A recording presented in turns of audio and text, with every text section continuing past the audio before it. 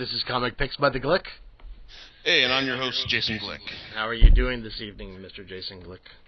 Hey, I'm fine. How about you, John? Great as can be. Weather's kind of cool, and yeah, everything seems to be good. Yeah, downright tropical to those guys on the compared to those guys on the East Coast. Yeah, exactly. What do you have for us this time? Okay, well, we're kicking off the new year by doing something I don't do a whole lot, and that's actually bring up a title that I've talked about recently.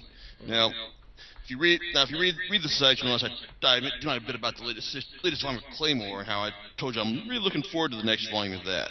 Now, the thing about this series is I've been reading it for quite a while, ever since it's been published here in the U.S. since 2006. And the thing about this series is that with the last couple volumes, it's actually done a good job of taking things up to the next level. Because for a while, it's basically like your standard fantasy equivalent of comfort food kind of series that you just read because it's completely executed and whatnot. But the thing is, though, it's like if you've been reading my reviews of the series on the site, you'll notice I got a particular term I like to refer to it as. That is Berserk Lite. Because the thing is, even though the premise of the series is generally fairly different from that of Berserk, it's unique in the sense that it's a far more female-centric title than you get from your standard Shonen Jump series. Because the series is published in the Shonen Jump family of titles. It's in the Jump Square magazine, which is for the slightly more mature titles that you can't more violence, a little bit more sex, and you can get away with in Jump. But the thing is, with Claymore, it's about the story of this warrior named Claire, who is a titular Claymore, and these warriors are basically only out to fight these demons called Yoma who exist on this one continent. They do so at the behest of the organization. The way they work is that they take the flesh of the Yoma into their bodies in order to gain their strength. That allows them to identify the Yoma, who can pose as humans, and also draw on their strength to kill them as well. Drawback to this method is that as the girls draw on their power, they slowly lose control of it and eventually become Yoma themselves, or awakened beings, as the series describes them. Now, the main character Claire is a novice Claymore. She's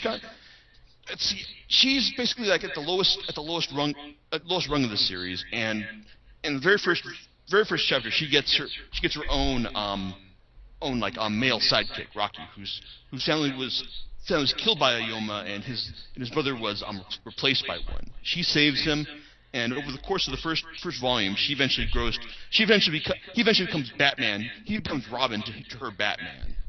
So, because in any Jump series, you got to have a male point of view character in order to so that the male audience can actually identify with them through this. Now the thing is, and then from there it's they go on several adventures where Claire kills Yoma in new and interesting ways, while exploring glimpses of her power. Now, the reason I refer to the series as Berserk Lite is because this series not only is basically a fantasy action series where the main character kills lots of demons with her huge ass sword, but it also employs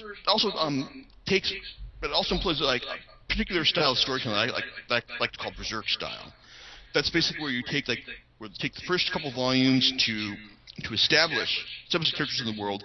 Then you flash back to show the origins of the characters, and later on the inciting incident that basically put them on the road to become the road that led them to become the character that they are today.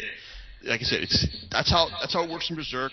It's how it's done in Claymore. And you can also see it done in Tenjo Tenge and Priest as well. Even though it's not manga, it's manhwa. That's another story. And that's basically how it's done here, because after the first volume, the main story arcs basically involve Claire and Rocky going to a holy city to find a Yoma that's been killing people there. With the catch being that this holy city has prohibited Claymores from entering, so they have to do this on the down low.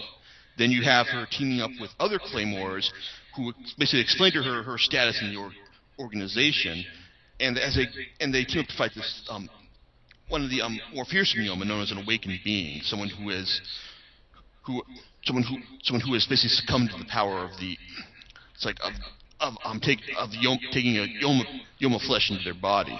Then Claire winds up getting on the bad side of one of the organization's highest ranked warriors, Ophelia, who just loves to fight and kill people, and she eventually takes Claire's arm and basically lays her out badly, and then Claire has to train for a while in order to get better, and then she eventually throws down with Ophelia in her awakened form. We then have her teaming up later on to track down Rocky after they split up during the last arc. She winds up teaming up with some of the organization's most powerful warriors. They take on one of the creatures known as the Abyssal Beings, a former number 1 of the organization who is awakened and is now ruling one of the four areas of the land. Things come to a head in the last arc, last arc of the first half, which begins around volume 10, where Claire and a bunch of other warriors are sent to the north in order to take on a group of awakened beings who are massing there and actually working in concert underneath one of the other abyssal beings, the only male one, known as Isley.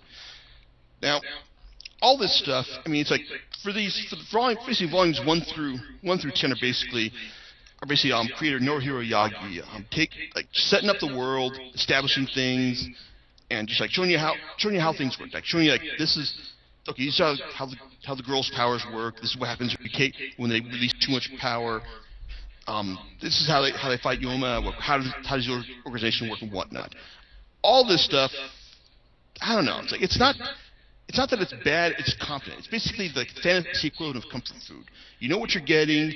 And it's not like the tastiest thing in the world. It's comforting. It's comforting in its predictability because he's not breaking or enlivening the formula in any way with these volumes, but he's doing it competently. And for a while, it's I just kept buying it because I knew what I was getting with this, and it was being delivered a steady enough clip to keep me occupied. See, then around volume 12 or so, that's when she shifts the status quo and things jump forward about 7 years, and found out that Claire and her comrades had been sent to the north in order to die because they were basically viewed as being expendable by the organization, and the organization itself was also working on perfecting its own new techniques in order to breed better and more obedient Claymores. Now, then things also get so now with Claire and her partners on the outside. It's we then find out that they've actually come back here not to just not to just get revenge for being sold out, but it turns out that the real reason that behind the organization's purpose on this continent isn't to rid the land of Yoma. It's actually research and development. Now, I don't want to go into too much detail about this because it's a huge spoiler for volume 15, which is really when the series started being taken to the next level. That's when I started to realize that Yagi is actually does have a plan for this series, and he has actually taken a long form approach with this. He's actually setting up stuff. He actually had set up stuff several volumes previous. That's also starting to only pay off now. Especially when we find out the deal with one of the organization's other warriors and her Raffaella and her sister Luciella, who became one of the abyssal beings, and we thought that she killed her several volumes back. Find out that's not the case. In fact, they've actually mutated into something much worse and much more dangerous, which is revealed in volume 17. But it's really with these last couple of volumes that Yagi's actually really stepped up here. He's delivering good twists on the material that we've seen before, and even though man tends to bludgeon us with exposition in the way he does it, because really this is still a jump title. it's like even though it's like delivered on once a month basis, chapters delivered on once a month basis in Japan, we've still got it's still got that same slow, deliberate pace that all Shonen Jump series progress at, and also and this with the art. The art, well, let's just say he's gotten better over the years because the first couple of volumes you show him like really cutting his teeth on the process. He's still his character. It's like he's gotten better at drawing backgrounds, probably because he's been able to afford like a couple assistants to come in and help him out. But also like he's also been doing better with making his characters more distinct because like he's got any weakness as far as the art goes. It's just his characters.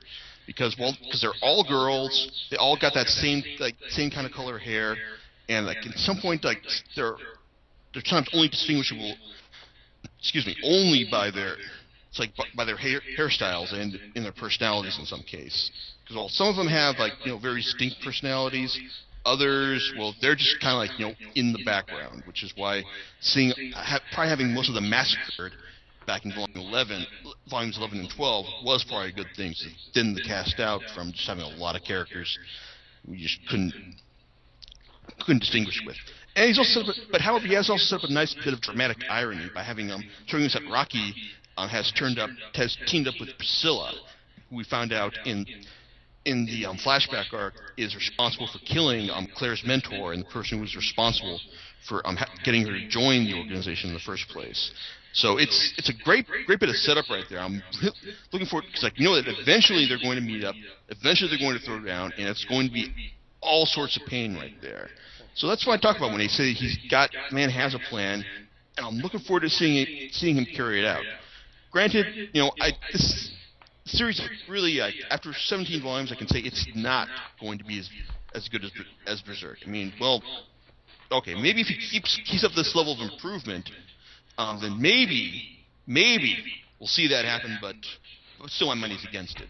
However, it is still a very good substitute, and frankly, now that Berserk we've reached the point in Berserk serialization where we're waiting for each new volume to be published, in Japan before we get it in America. It is a good substitute for if you're looking for something to fill the Berserk void in your life before Dark Horse announces the release of Volume 35, then I definitely would go ahead and recommend this. And plus, with Volume 17, as I said on the site, I'm going to reiterate it here. Things end on a huge raising the stakes notes as the girls find themselves at odds with the being known as the Destroyer, who apparently has potential to wipe out the entire nation.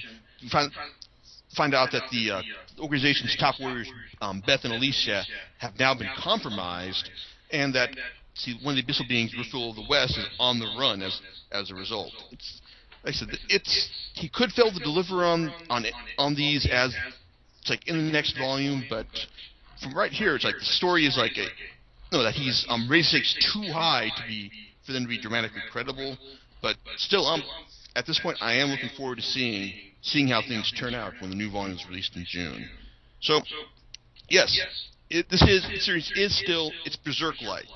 You're not going to get the same depth and emotional impact of storytelling that you get from Berserk, but it's still entertaining on its own terms.